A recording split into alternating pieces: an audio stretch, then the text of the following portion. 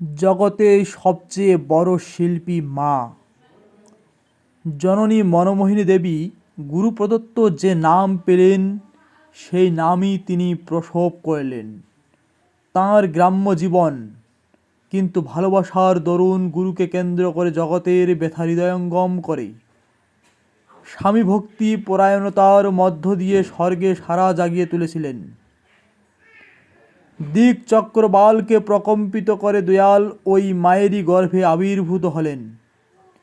ঈশ্বর যখন নিরাকার থাকেন, তখন বিজ্ঞান হয়ে থাকেন। প্রযুক্তির মধ্য দিয়ে বিজ্ঞানের যে প্রয়োগ, তাকেই শিল্প বলে। বিশ্বের সর্বশ্রেষ্ঠ শিল্পী বলতে জননী মনমোহিনী দেবীকেই আমি বুঝি।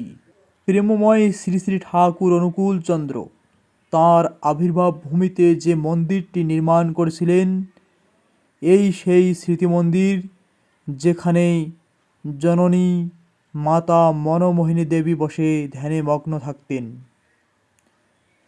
শ্রী শ্রী ঠাকুর অনুকূলচন্দ্রের অন্নপ্রাশনের সময় জননী মনমোহিনী দেবী তাঁর পুত্রের নামের আদ্যাক্ষর নিয়ে 4 লাইনের যে কবিতাটি লিখে দিলেন, শ্রী শ্রী ঠাকুরের সহজ চলার মধ্য দিয়ে সমস্ত জীবন সেই কবিতার 4টি লাইনেই প্রতিপালিত হয়ে চলছে। অকুলে পড়িলে দীনহীন জনে, নুয়াইয়া শির কহিও কথা, কুল দিতে তারে সেধ প্রাণপণে, লক্ষ্য করি তার নাসিও ব্যথা। সহজ মানে জন্মের সঙ্গে যা।